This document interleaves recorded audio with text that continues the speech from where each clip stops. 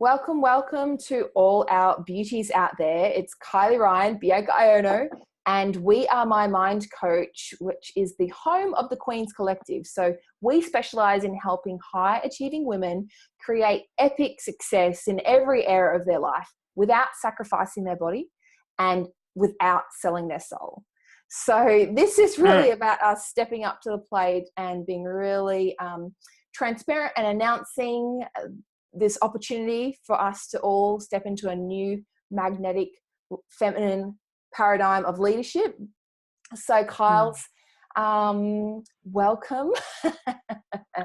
Welcome to ourselves. Welcome to our party, everybody.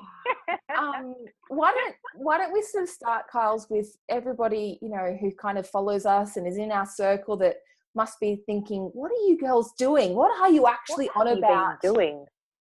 Do you want to share a little bit about your mission and how you got to this place and what you most want everybody to know about this new phase and paradigm of leadership? Okay. Well, I got here, as you guys know by now, and and it's more obvious in contrast with Bianca that I am a very big picture thinker. So I'm going to give you a real big picture. I am here as a result of the human evolution that is happening, that is shifting from I into we. And so the entire planet is making a shift. And you may or may not have noticed that there's been a lot of crazy things going on in the news, and most certainly there has been a rising of women's leadership and women's power, as evidenced in the Me Too movement, and people coming out about sexual assault cases, and there's a female prime minister in New Zealand who's having a baby while she's still managing the country, and there's all sorts of wonderful examples of women's leadership rising up. And so I'm here with you, B, as a result of this shift that's happening across the world. And personally, I'm here because I got sick of doing it by myself. I know we've wanted to work with each other for a long time, and we both kind of were like, God, I'm just so tired of struggling and trying to do everything by myself. And so we've created this party that we've been having for the last, nearly year of building this business together and reimagining My Mind Coach with a far bigger vision than either of us could hold individually. And now the Queens Collective is born from that, wanting to share that collaborative experience with other women who we see are also struggling in that silo, like that they're successful women, they're ambitious women, but they're feeling alone, and we wanted to share the vibe. Does that answer the question? Just the vibe. Oh, I love your explanations. That's it, because it just resonates. You're like, oh, that's that thing. And I think what makes us a great partnership is that when I think about myself in the concept, in the context of the we, like, so what does that mean for me in the context of we? And when I think about what you were just saying about the struggling when you're being by yourself, it's almost like it's not even so much of a struggle, it's a yearning to be more and to step into your potential, because you're actually really capable. Like most people on the outside would look at our awesome lives and not put struggle onto that word. But the struggle is against the yearning. Internal. Yeah. It's an internal struggle of like what you can feel and sense is your potential. Totally. And what you are like within the realms of the physical world that we live in, and time and space, and juggling so many different values, what you're actually able to create on your own. Like your vision can be so much vaster than what you're actually able to actualize doing it on your own. And yeah, that's the struggle that I was referring to. But yeah, absolutely. It's not an outward struggle. It's a struggle of success, I guess. Like the success is there, and you can see that there's so much more potential for you in your life, for what you could deliver, for the message that you could share with people, for your work, wanting to deliver your work to the world. And it's just challenging to do it on your own. And what I also realized is it's like the double-edged sword of my talents of being a high achiever also was my own undoing. So for me, why I came here was that what happened was, it's like I was really being called, and you did this amazing video about this, when you see the atrocities in the world. And for me, I was like, this is ridiculous. This is horrendous. I am actually paralyzed with rage about what happens in the rest of the world. But for a long time, I was actually throwing myself against the rocks of over responsibility. And in coaching sessions, you helped me get out of that, because I started trying to be over responsible and do everything. And I was killing myself in the process. My high expectations were also the source of my undoing. But what I've sort of given rise to is that this idea of trying to rescue everybody actually meant that I was using a real embattled warrior energy around things. And it meant that I never wanted to leave any woman behind. And so even though through my weight loss motivation coaching programs, I would have, 99% of my clients give amazing, successful life transformations, there'd always be just 1% that was stuck in inertia. And so what happened was I would constantly reinvent myself so that I would use my value stick, my mode of valuing myself, to the lowest common denominator. So I just kept on reinventing myself. And the risk meant that I was just going around and round and round, like on this sort of like slave driver wheel, and living a life of feeling quite alone, disconnected, frustrated, like, is this all there is? Just in this sort of abyss of my intellect. So can you relate? Totally. It's what comes to mind is, I remember this one time quite a few years ago at band camp. No, just kidding. I remember this one time when I was doing this gig, like right back in my previous life of being a professional singer. And I remember doing this gig and like rocking out with this party band, and we were, I was the lead singer, and so I was singing these songs and dancey type of songs, and everybody in the room, like a couple of hundred people, going nuts, like, yeah, this is awesome, woo! And there was one lady in the corner, like up against the wall, who had obviously been dragged there by somebody and didn't want to be there, and was standing there like this the whole time, just like staring at me, the biggest death stare. Oh, wow. And I like for an hour or two, and I just couldn't get her out of my mind. I was like, in my head, I'm like, go home. I couldn't focus on all of the people that were having an amazing time. I kept like being drawn across to her, like giving me the death stare. And it's like, I feel like we can so easily do that. We can so easily focus on the one person that is giving you criticism, rather than the hundreds of people that are saying, hey, you're awesome, this is great, like, woohoo, keep going. You focus on that one little person that's like, this is terrible. Yeah.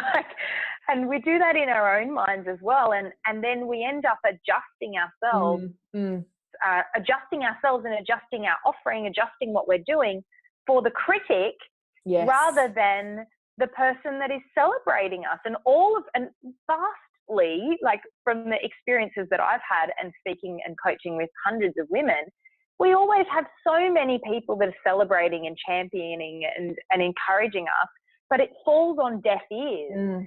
And so instead we're focusing on that one person that's going, this is no good. And maybe it's even that person in our own head that's, a figment of our own imagination that becomes our inner critic.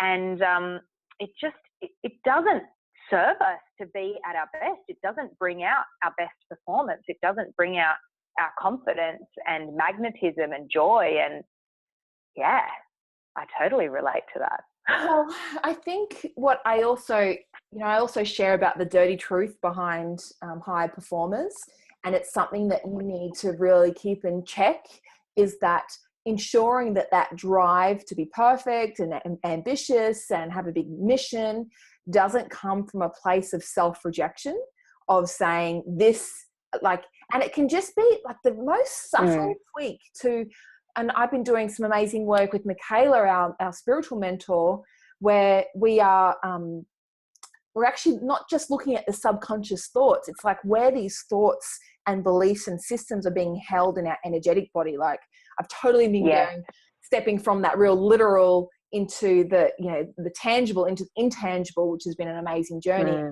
And recognizing that it's so easy, it's cultivated, it's really championed to have, especially in Australia, the battle, the valor of the Aussie battler. How much do we go for the underdog? There is something about this rise from the ashes that's celebrated. So it's like this thing that we think is a great mode of operation to reject a part of ourselves and then to call it being driven. And, we've been doing this amazing work about tuning into your brilliant future and how you might actually have on the outside all the trappings of success, but on the inside still actually tuning into more of a dim or a dark future, and these old ways of operating that might have been imprinted from the ages of 0 to 7, or it might have been from earlier, or it might have been, the collective consciousness. So when you're always striving from outside of yourself and not recognizing the resources that you have within, it's so easy to be tuning into the lowest common denominator, tuning into fear instead of your greatness. And that's why teaming with such an amazing, you as my partner, as well as making sure that I'm surrounded by incredible mentors, a greater team, it has really been the cornerstone of ensuring that I don't just go into my little, like being a hobby farmer, goats, like the farmer's wife, the goat farmer's wife.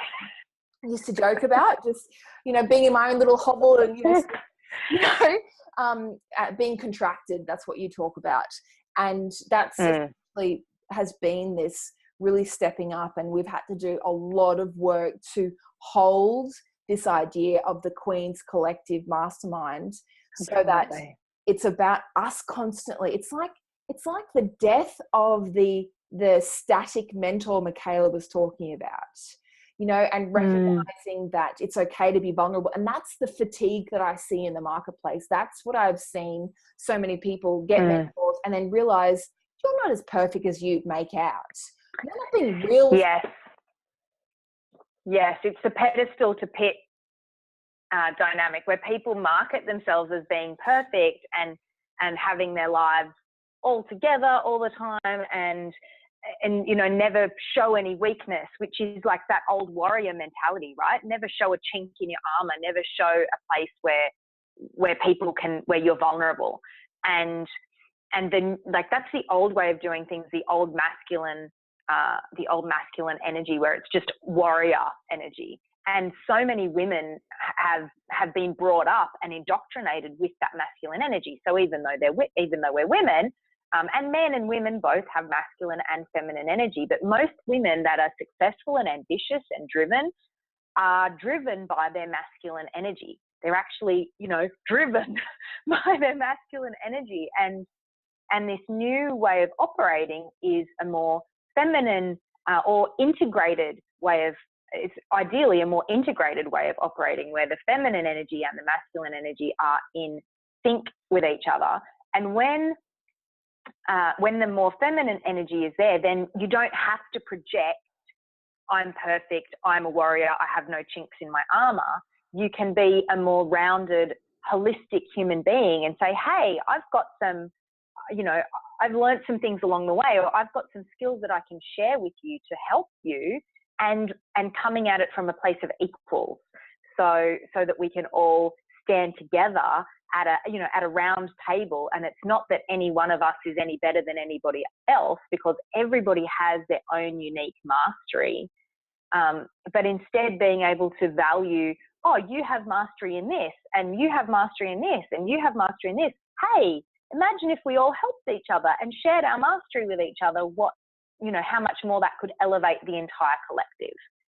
And that's what, that's the vision for the Queens Collective, is that everybody that comes into the group, and everybody that joins the collective, and everybody in the world does, everybody has their own mastery and their own unique gifts. But the ladies that are drawn to the Queens Collective have a level of actualized mastery in the world. Like they have a level of success in something that they can bring to the group, and they have their own self-esteem about that thing that they're good at, that they can go, yeah, I'm really good at this, but you know what, I sometimes I struggle in this particular area, or sometimes I fall down here, or when things are going really well here, it comes at the cost of this. And we want to, use that collective of a true mastermind. The original Napoleon Hill meaning of a true mastermind is not just, a coach teaching a whole group of people, which is what masterminds have become. Yes. But a true mastermind is where a whole group of people come together with a collective vision, and through that collective vision, an extra mind, an extra being is created from the collective that then assists the entire collective to move forward. Yeah, it's amazing to recognize that, the masterminds that we are a part of and the collective peers that we are associated with, you can rock up, and that's why it's so critical to be in the room. And I've moved heaven and high earth to make it happen, because something that I think is a problem will be eliminated within the first 30 minutes of being there. And it won't even be anything that was structured. It'll be like a passing comment from somebody else. And what's been so magical about the 9 months of gestation of you and I working together, it's been an amazing opportunity to keep on mirroring back to our strengths. And that's what I realized that most people don't get, like to really acknowledge your worth. And what the things that I recognized, I didn't even know that there were certain unconscious, competent talents that I had that came so easy to me. It's just who I am. I didn't realize that other people couldn't do that. And that is such a curse of the overachiever. And it's the thing that keeps you embattled, because you keep on trying to break yourself to fix yourself, to break yourself to fix yourself, because you're discounting the incredible, unique gifts that you already have that actually get amplified when you're in the right space. When you're like, yeah, of course I can do that. Yeah. And then someone goes, you say something that's like 3 words, and somebody goes, oh my God, you've just blown my mind. And then somebody else says something, and you're like, that just solved the last 5 years of my problems. Thank you so much. And it's being in that community that you realize is so valuable, that you'll protect it and you'll be magnetically drawn towards it. And that's what I realize for really understanding the kind of women that really have their place in our collective, is when they look at the external circumstances, and it might be, some level of discord in a relationship, at work, in clients, in their business, within their own self-expression, or it might be the level of fulfillment that they're getting from a certain project, or it might be in their body is not being the most vital, healthy expression of what they know could be possible. But it's not thinking that, okay, therefore I have to fix it by doing more, by changing the external circumstances, by going on a diet. It's the difference with the women that are attracted to our Queens Collective are those that recognize that it's actually the thought first that created the external circumstance. Yes. Yeah, absolutely. That the thought the physical manifestations that you're currently experiencing in your life, whether that be your bank balance or your current body or your current, the state of your relationship, the things that you're experiencing today are the results of your thoughts from yesterday and the day before and the day before and the day before, collectively all the way back in time.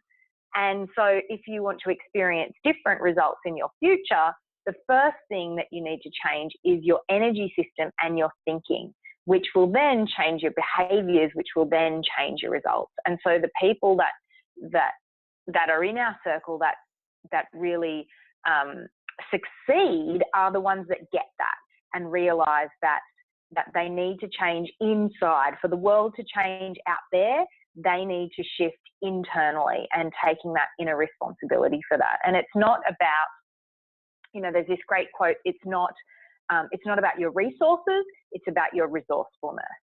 And when you realize that you can up-level your resourcefulness through shifting a thought, through releasing, some kind of emotional baggage that you've been carrying of maybe feeling not good enough, or like you have to prove something, or just this vibe that you have to be driven all the time.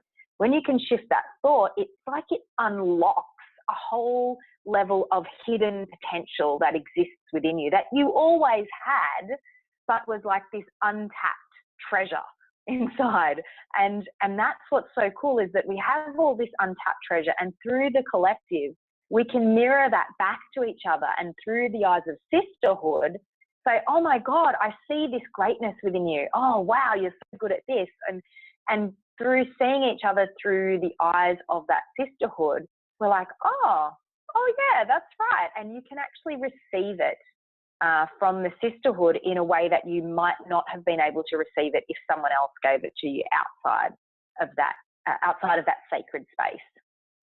That's really awesome. That's I feel like it's really given some amazing foundations to the work that's so necessary as a high performing woman out there with a big mission. It's ensuring that you can be really fit, you can be really practiced with your frequency and what you're putting out there, because it's like just tuning into one negative energy thought. And I've even been more exposed to the interferences that happens. It's like when you are stepping up and shining, how often, it can be as simple as the tall poppy syndrome. It can be simple as the light attracts darkness. And it's so important to be really diligent in surrounding yourself with the right light.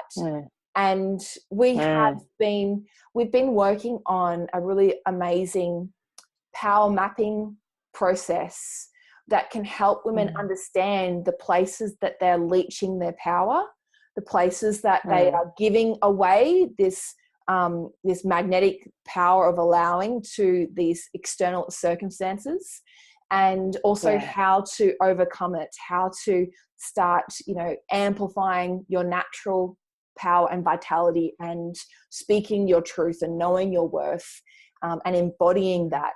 And if you want to know more about how we do that process and find out if you're a match to come into the Queen's Collective Mastermind, I would encourage you to go check out mymindcoach.com.au/potential, because this is really about helping you activate your divine potential. Sometimes we have this really cool diagnostic where people can rate, everything can be feeling like pretty okay. I'm a 6 out of 10 for this and a 7 out of 10 for that. Or I'm feeling a bit more compromised, or I'm feeling a bit more on top of things in this area.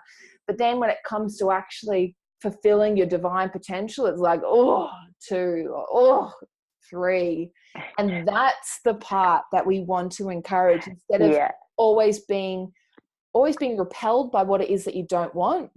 Instead, create this new paradigm of not having to learn through suffering, and not having to always just dash yourself across the rocks of your being driven and your ambition and your perfectionitis, comparisonitis.